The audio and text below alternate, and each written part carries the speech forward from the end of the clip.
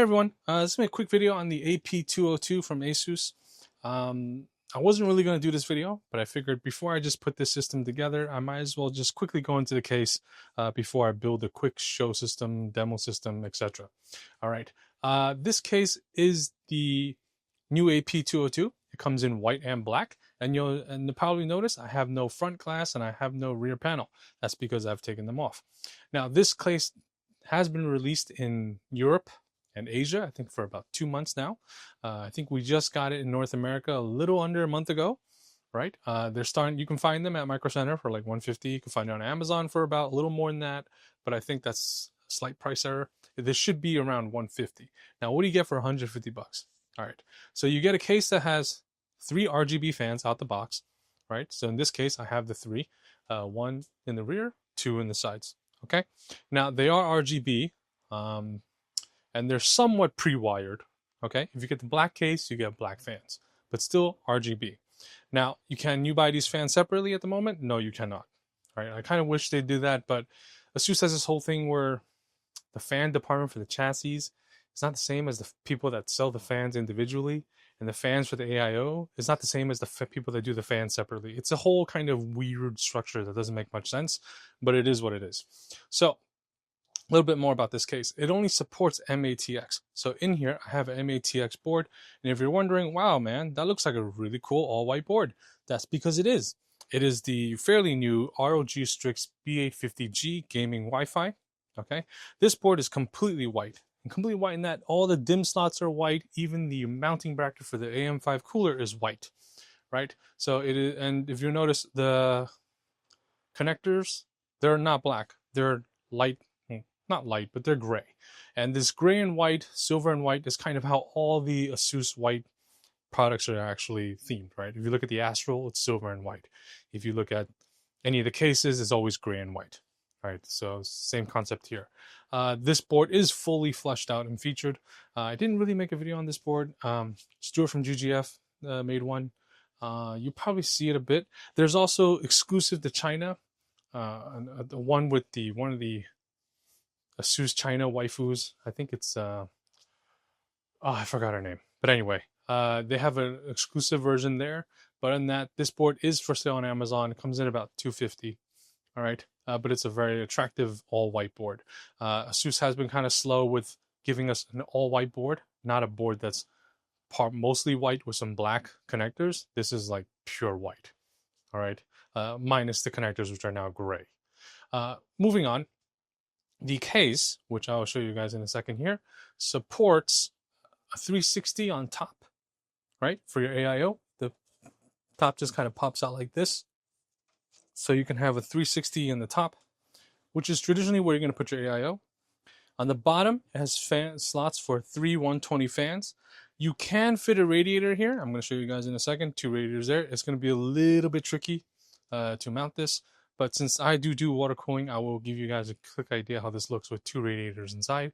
Now, if I were to turn the case around, looking at the rear of the case, you'll see that you have 240 support here. So technically, yes, you can fit a 240 radiator here if you're water cooling. However, this is probably a better spot for an FLT or something like that. Now, you do get a decent amount of space in the back for grommets. Okay, the good cable management pre-placed. Like I said, this is a bit of a mess, but it is kind of pre-wired to an extent. I kind of wish they would have better daisy chaining, but at $150, I can't really expect them to give us like magnetically connected fans, right? It's a bit too much at the price point. Now, you'll notice at the bottom, it does actually support 2 traditional 3.5, right? HDD trays at the bottom here. And you have room for a significantly long PSU and wires if need be. I will actually get my ruler here in a second and show you guys. Focusing on the back some more, like I was saying, you have about a little under 25 millimeters from the case panel back to the glass door, well, rear door. And at the bottom, if we were to talk PSU support, you could get away with putting up to 265 millimeter long PSU, but obviously that's not accounting space for cables. So you probably want to keep it to say maybe 180, right? Which is more than sufficient space for most PSUs. Additionally, on the back, you can tell that this case does not support BTF.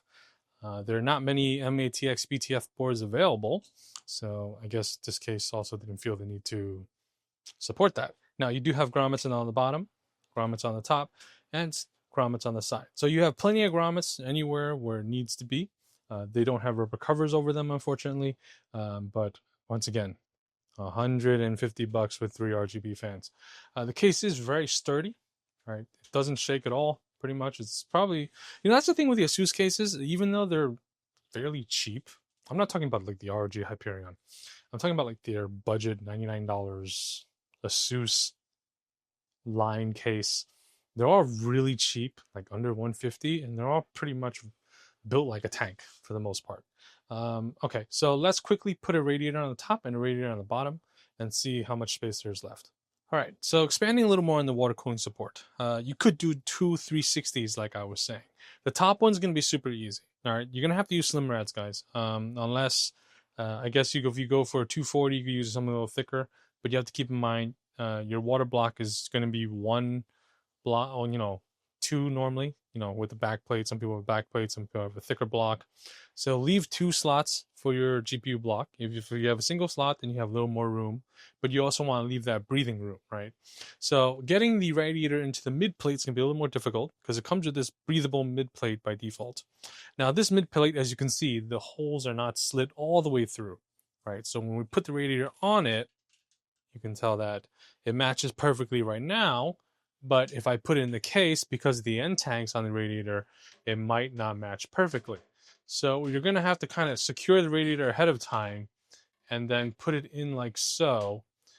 And you might, like I was saying, you might not be able to attach the top 2 and the bottom 2 screws. This might take a little bit of playing around, but you could definitely just secure it with the 8 in the middle, right? But like I said, like this one will work. But if you have a radiator that has, let's say, even longer end tank, like you can tell I'm super close here. So with an EK radiator, this might not actually work because it might hit, and it might hit here and on the rear, right? But thickness is not going to be an issue. Obviously, a 240 is going to be much easier. Now, if you're going this dual radiator route, I would say do not put a radiator on the side because one, it's going to have to be like super slim, like 17 millimeters. Right, because you don't have that much room, and 2, you're really just, leave some fans to breathe, right? So what I would do is, if I was water cooling this case, is I would have, if I want to do dual 360s, I would have a 360 here, a 360 on the top, and on the side I would put maybe the FLT.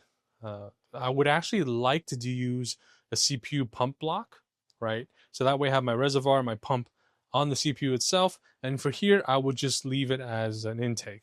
All right, so that way you have cool air coming in or going out, however you like to do it. And at the bottom, this is open, guys, right? This is all open, so air can come in. So you could have cool air coming in, coming out, and then another intake in to bring more cool air in, and that as an exhaust running out. So that's what I would do. But like I said, you can also do the FLT on the side, which will restrict some of that airflow. You'll have less air coming in or going out, but that does work. So this is completely doable for water cooling, and I think it'll actually look pretty cool. Personally, I'm not sure if I'll do that for the purpose of this video, maybe later on, but I just wanted to show you guys it is completely possible to do 2 360s in here, and I guess a 120 if you want, but I'm not in that whole kind of let's slam as many radiators into a small case as possible. I do believe in also allowing air to flow freely, not just restricted through radiators. One more thing here about water cooling in the back. If you want to use a stealth block, either from Modern Cafe or Bits Power, you're going to have to Dremel this part of the case. Because by default, you can see that where the socket is, the socket plate in the rear, there's not enough tolerance at the top here for the stealth block to fit. Right, so you will have to do some cutting, but there's definitely ample room for you to plumb all that in the back, so that won't be an issue. Just a slight Dremel job will take care of the top, and you can have your stealth block. So here is the finished product that you saw in the beginning B-roll. We talked about some of the possible issues with using a stealth tubing block like I did here with the AM5. I did have to cut the case, as I mentioned earlier in the video. I cut it about 5 millimeters on the top because the AMD Revo block is a little bit taller than the Intel one, so you may not have to do it for the Intel one. But obviously, routing the tubing to the back, don't use really thick tubing. Something that's 13 millimeters will do just fine for soft tube. You can do fittings as well if you want. It's going to be a little more challenging and a little more expensive, but soft tubing will do the trick pretty easily.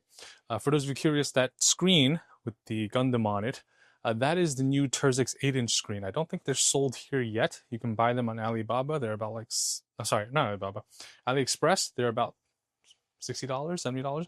In fact, you should always buy your screens off AliExpress. AliExpress shipping is very reliable these days, because this screen, I guarantee you, when it shows up on Amazon, it's going to be like 100 or something close to that. This is the newer version, so this allows their new controller board to also use the display as a secondary monitor, not just as a display panel, as essentially what it's kind of been for the 8.8-inch variant, the 2.5-inch, the 2.8-inch, and the 5 point, I think it's just 5-inch, right? And the 3.5, right? All of these are Turzx screens. So I'll give you an example, which I've brought up many times. Lian Li's new 8.8-inch screen is a Turzx screen. They're using the Turzx controller board.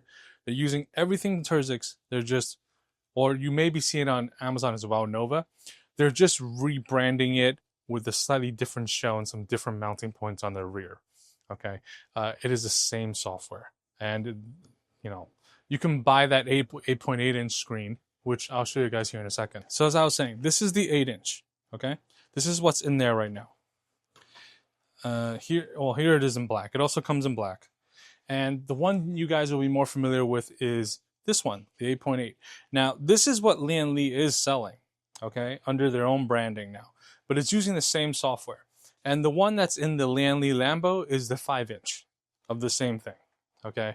So you're better off buying these screens for anywhere from like 30 to, depending on the size, $30 to $60 shipped versus paying, I don't know, anywhere from 50 to 100 plus for the exact same thing and the exact same software, right? So, play the game, right?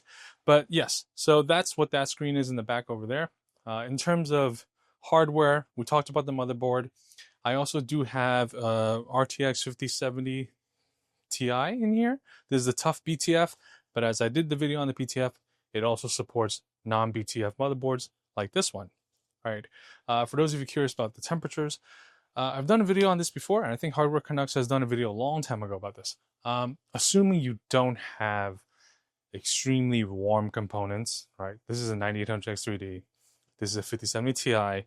You can get away with just having the 3 fans on top on the AIO, right? Because you have the GPU pulling air, and this is completely open at the bottom, right? And you have the rear open. As long as you have these unrestricted airflow paths, you don't need 1,000 fans there. Okay, I've even done a video myself where I think I put 9 fans in O11 versus just the 3 on the AIO, and the GPU and CPU temps are the same. Okay, like 1 to 2 degrees. Now, if this was a 5090 in here, I would recommend, putting 3 more fans as intake on the bottom just to help it out a little bit. But you can run those at super slow speeds. That's another thing. A lot of people add lots of fans to their case, but they don't know how to control fan speed properly, and then you have the noisiest computer, like all the time. All right, so make life easier for yourself, save some money on things, right? Use the amount of fans that you need for the setup, not more than you actually need. Okay, so with that said, let's just quickly take a look at the glass, and then we'll kind of close out. As I was speaking about the glass before, you do have a full curved kind of bowl glass in the front. It's very unique. Not a lot of cases have that curved glass implementation yet, especially in one piece. It's very rare to see, especially on cases at this price point. Right? I mean, this case is $140. I mean, you kind of see these kind of curved glasses on, I've only really seen them on very expensive cases, okay, like 500 and up, right? So it's kind of cool that we have this at this price point. From a case perspective, there's not much to complain about, because, it's 140 bucks. I mean, what is you going to say? It's very basic pricing. Everything fits nicely. I didn't have any issues installing things in there. You can see I can support a very long GPU. I mean, the 5070 Ti TUF is not a short GPU by any means, but it still fits. But other than that, for those of you curious, like interested in seeing this, if you're going to TwitchCon, I will be sending this system down there. It probably will have an AIO at that point and not the Revo block, simply because a ASUS booth we want to kind of use ASUS parts, right? So, ASUS AIO will probably be more in line with uh, being there, and also just from the shipping perspective, it's a little less risky, right? But the custom screen implementation will be there. So for those of you interested, I may add some other things to it just to spruce it up a little bit.